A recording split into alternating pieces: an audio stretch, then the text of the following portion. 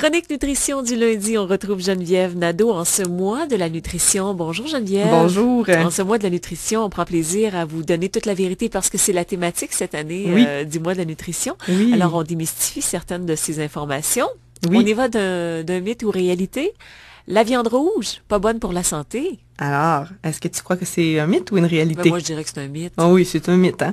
Souvent, on pense que c'est sûr que la viande rouge, en fait, la problématique, c'est toujours l'excès. Hein? Puis c'est à peu près la même chose pour tous les aliments, c'est ça. Alors, ce qu'on recommande, c'est de ne pas dépasser environ 500 grammes, soit une livre par semaine. On peut regarder la paume de sa main et se dire 4 à 5 fois la paume de sa main dans la semaine en termes de viande rouge, tout ce qui est bœuf, agneau ou veau, par exemple. Mais il faut savoir que d'un autre côté, la viande rouge est très riche en fer, en vitamine B12, en protéines, en zinc. Et si on choisit des viandes le plus souvent maigres, donc on parle de bœuf haché extra maigre, le veau ou même le porc, qui n'est pas une viande rouge à proprement dite, mais qui est quand même une viande qui n'est pas si grasse là, finalement, contrairement à ce qu'on pourrait penser. Là. Généralement, si on enlève les, tu sais, quand on coupe les traces de gras, là, on arrive à une viande qui est quand même assez maigre et tout à fait intéressante. Bon, on continue? Oui, on y va pour d'autres mythes. Parlons de sucre. Oui. Le miel, sirop d'érable, cassonade, sucre concentré de fruits sont plus sains que le sucre blanc. Alors, qu'est-ce que tu en penses, toi, Marie-Josée? Ben, j'aurais tendance à dire que oui. En fait, c'est un mythe, hein, parce que, oui, en fait, quand ça arrive dans notre estomac, les enzymes qui vont digérer les sucres, au final, c'est toute la même chose pour notre corps. Là. Ils n'arrivent pas à distinguer est-ce que c'est un sucre de fruits, un sucre... Puis on profite pas de rien de plus. Non, exactement. Non. Il n'y a pas nécessairement le plus de vitamines, plus de minéraux, au point que ça va faire une différence là, du point de vue de notre santé. Par contre, pour ce qui est du goût, pour ce qui est aussi là, de favoriser les produits locaux, hein, on peut acheter un miel qui est fait ici au Québec, évidemment le sirop d'érable, ça c'est toute une autre histoire. Là. Effectivement que ça peut avoir des bienfaits, mais pas nécessairement par rapport à notre organisme.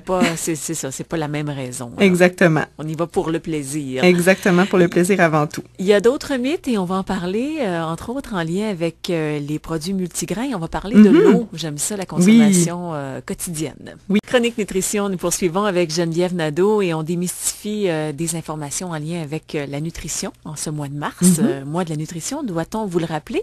Geneviève, les produits multigrains sont faits de grains entiers. C'est vrai ça ou c'est pas vrai? C'est un mythe, hein? Je suis tannante, c'est que des mythes aujourd'hui.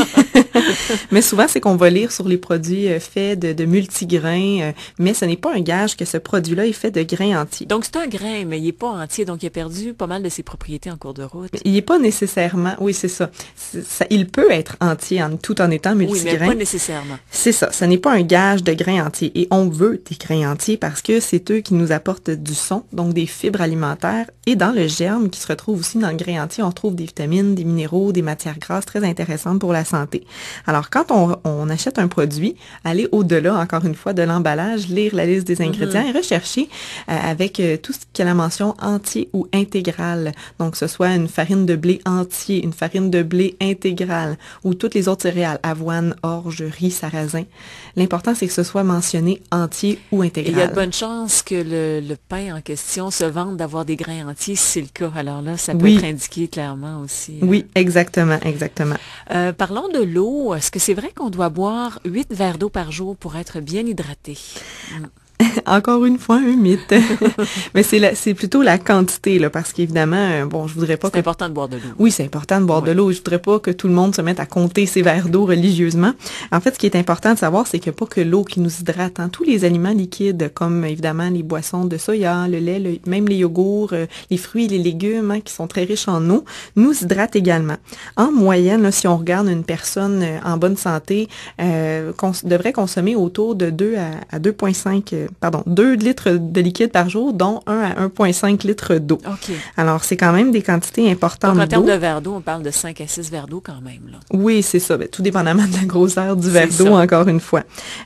Faut savoir aussi que tous les liquides hydratent, mais sauf l'alcool, qui est le seul liquide qui n'hydrate pas. Ça nous déshydrate, ça, en fait, non? C'est ça. Oui, ça nous déshydrate automatiquement. Et je sais qu'on en a parlé dans une autre chronique de la caféine aussi, mais c'est vraiment au-delà d'une certaine quantité, donc plus de 4 tasses de café par jour, l'équivalent de 400 mg.